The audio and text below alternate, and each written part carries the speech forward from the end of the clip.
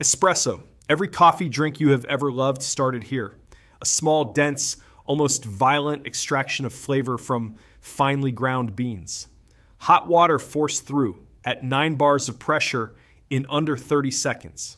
That pressure pulls oils, sugars, and aromatic compounds out of the coffee faster than any other method on earth, concentrating them into a shot barely larger than a mouthful. On top sits crema, that golden foam of carbon dioxide bubbles trapped inside emulsified coffee oils. Most people ignore it. They should not. Remove the crema, and you lose a significant portion of the aroma before the cup even touches your lips. The grind, the temperature, the pressure, the barista's hands, every variable matters. Every variable shifts the result. Espresso is not just a drink.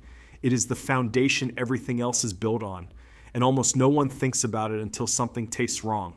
The latte is where most people begin their relationship with coffee. It is the gateway, the soft landing, the drink that makes espresso approachable for the first time.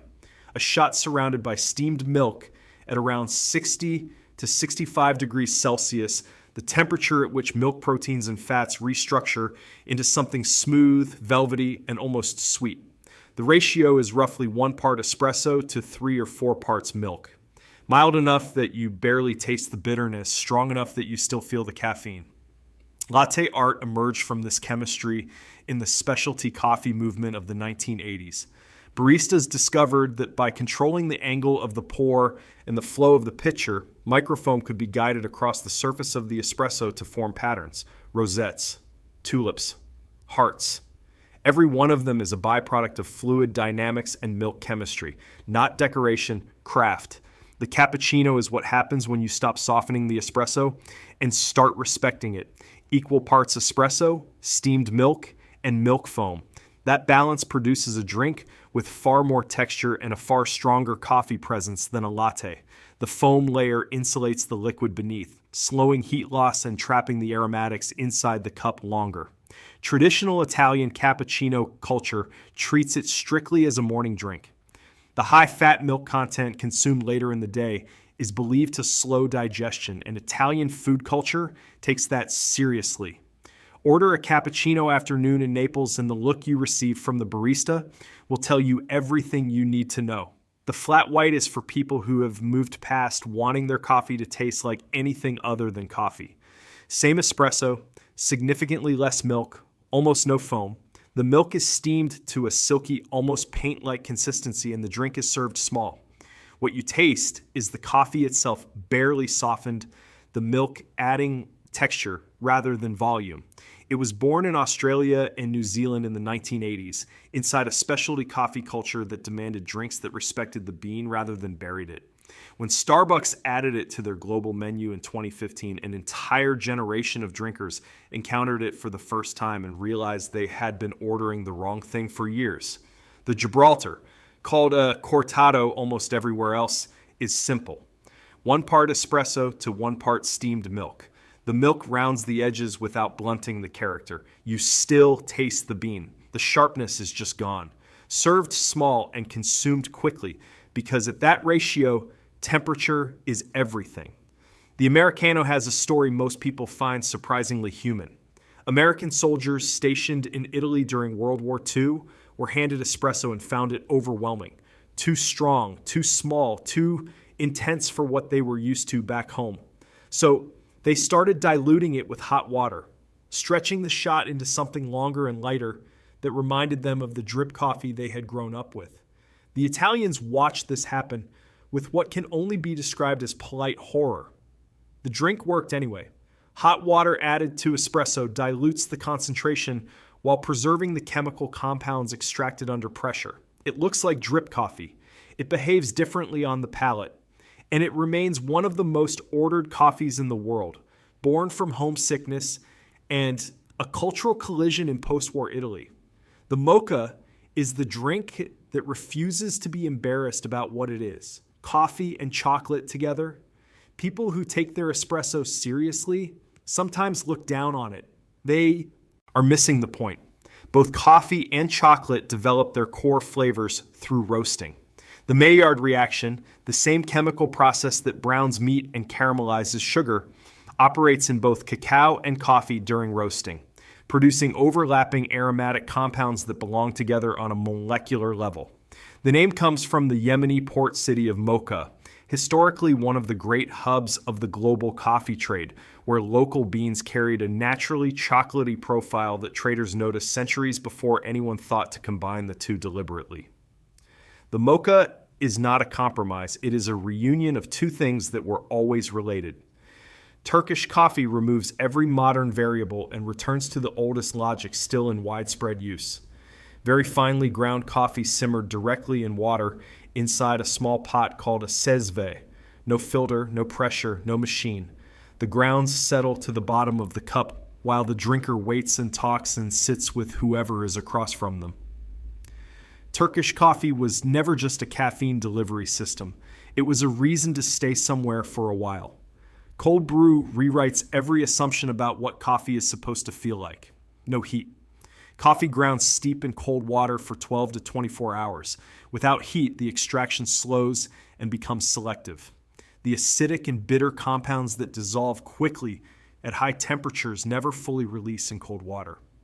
What remains is built from the sweeter, smoother, more soluble molecules in the bean, naturally lower in acidity, naturally lower in bitterness, no sugar required. Cold brew is not iced coffee. Iced coffee is hot coffee poured over ice, which dilutes it and shocks the liquid into something flat and slightly wrong. Cold brew is a chemically distinct product made through a fundamentally different process, and once you understand that difference, you cannot untaste it. Nitro cold brew takes that concentrate and forces nitrogen gas through it under pressure. The nitrogen bubbles are significantly smaller than carbon dioxide bubbles, and their size determines everything. Smaller bubbles produce a denser, creamier texture and a thick, stable foam head without a single drop of dairy. The nitrogen also subtly suppresses the perception of bitterness, which is why nitro cold brew tastes sweeter than regular cold brew, even though nothing has been added. It is served without ice, so the texture holds from the first sip to the last. It looks like a stout beer. It drinks like something that should not be possible. The first time most people try it, they check the cup to see if someone added cream without telling them. Vietnamese Egg Coffee was born from scarcity and became something extraordinary. Hanoi, 1946. Fresh milk was nearly impossible to find. A bartender named Nguyen Van Giang began whipping egg yolks with sugar and condensed milk to replace the dairy his customers expected. Beaten vigorously, egg yolk proteins trap air and emulsify with the fats in the condensed milk, producing a thick, stable foam with a consistency close to custard. Spooned over strong Vietnamese coffee, that foam floats on top and slowly melts downward into the liquid beneath. You're rich, warm, layered, like liquid tiramisu in a cup. The drink never disappeared. The original cafe is still run by the same family today. Nguyen Van Giang solved a wartime shortage and accidentally invented one of the most interesting coffee drinks on earth. Scandinavian Egg Coffee reaches the same ingredient from a completely different direction. Raw egg mixed directly into dry coffee grounds before brewing. Heat coagulates the egg proteins and they bind to the bitter compounds and oils in the grounds, pulling them together into a clump that rises to the surface of the pot. Remove the clump, remove the bitterness. What remains is a clear, smooth, remarkably mild cup that surprises almost everyone who tries it for the first time. It became a staple of church gatherings and community events across Scandinavian immigrant communities in the American Midwest. The same recipe, the same logic, passed down through generations of people who simply liked their coffee without the harsh edges. Bulletproof Coffee is either visionary nutritional engineering or an extremely expensive way to drink butter, depending on who you ask. Brewed coffee blended with grass-fed butter and MCT oil derived from coconut oil. The blending emulsifies the fats into the coffee, producing a thick, opaque liquid that resembles a latte but contains no milk. The fats slow gastric emptying, extending the release of caffeine into the bloodstream and reducing the blood sugar spike associated with a standard cup. Dave Asprey popularized it in 2011 after trying yak butter tea in Tibet. It spread fast through keto communities who found the sustained energy curve more useful than the sharp peak of a standard coffee. The debate about whether it works has never fully been resolved. The people who swear by it are very committed. The people who think it is absurd are equally committed. Both groups are still talking about it, which means it worked at something. Café Cubano transforms the espresso ritual before the shot even finishes pulling. The very first drops of espresso, the densest and most concentrated, are caught separately and whipped vigorously with sugar until the mixture becomes a pale, thick, stable foam called espuma. The remaining espresso pours over it. The sugar is not stirred afterward. It is built into the molecular structure of the drink from the first seconds of extraction. The result is intensely sweet, deeply strong, and served in a cup small enough to finish in 3 sips. In Miami's Little Havana, this drink is not a menu item. It is a daily ritual, a social contract. You share it. You stand at the counter. You talk to whoever is next to you. The coffee is almost secondary to what it makes people do. Café de Olla in Mexico simmers coffee alongside cinnamon and piloncillo, an unrefined brown sugar that retains molasses from the refining process, inside a clay pot over open flame. The clay is porous and mineral rich, and prolonged contact with hot liquid draws subtle earthy compounds from the pot wall into the coffee. The cinnamon releases essential oils that bind with the coffee's own aromatics. The piloncillo adds a depth that refined white sugar simply cannot replicate. This is the coffee that millions of Mexican families grew up waking up to. The smell of it in the morning means something specific to people who know it, something that has nothing to do with caffeine and everything to do with where they come from. Café Touba in Senegal introduces a spice called selim pepper into the brewing process alongside coffee. The result is warm, faintly medicinal, and unlike anything else called coffee anywhere in the world. Brewed and sold by vendors on street corners throughout Dakar, poured from large thermoses into small cups. Within the Mouride Brotherhood, one of the largest Islamic Sufi orders in West Africa, drinking it is not just a daily habit, it is a spiritual act. The drink carries meaning that no amount of latte art or nitrogen infusion has ever come close to replicating. Dalgona Coffee went viral in 2020 during a period when most of the world was stuck at home with nowhere to go and too much time to fill. Instant coffee, sugar, and hot water beaten together until thick and pale and foamy, then spooned over cold milk. The foam floats. The visual contrast is immediate. The technique works specifically because instant coffee contains a high proportion of soluble solids that trap air inside a stable matrix when beaten with sugar. Regular roasted coffee cannot do this the same way. The same preparation had existed for years in India, Pakistan, and Libya, where it was called beaten coffee and made at home without any fanfare. Dalgona gave it a name. TikTok gave it an audience of millions. And for a few weeks in the strangest year most people had ever lived through, making it at home felt like the closest thing to going somewhere. The Greek Frappe reached the same conclusion through an accident in 1957. A Nescafe representative named Dimitris Vakandios was at a trade fair in Thessaloniki with no hot water available and shook instant coffee with cold water in a shaker instead. The mechanical agitation forced air into dissolved coffee solids, producing thick, persistent foam from nothing but shaking. Poured over ice, it suited the Greek summer in a way no hot coffee ever could.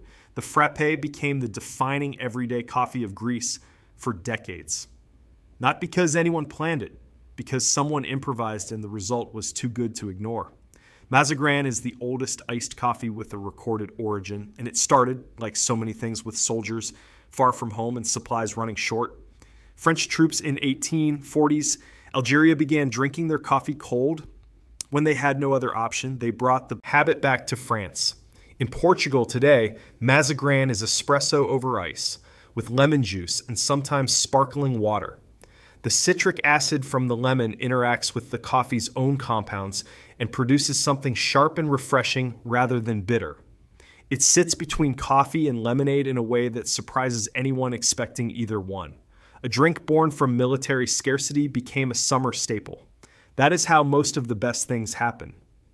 Yuanyang in Hong Kong combines coffee and milk tea in a ratio that balances two stimulants, two flavor profiles, and two entirely different brewing traditions into a single cup. Hong Kong milk tea is brewed strong from a blend of black teas, then softened with evaporated or condensed milk. When coffee is added, the caffeine from both sources combines, the tannins in the tea interact with the oils in the coffee, and something new emerges that neither produces alone. It was created in Hong Kong's cha chan tangs, fast-moving casual diners that became the heartbeat of working-class food culture in the city. Two unlike things, paired precisely, producing something neither could ever become on its own.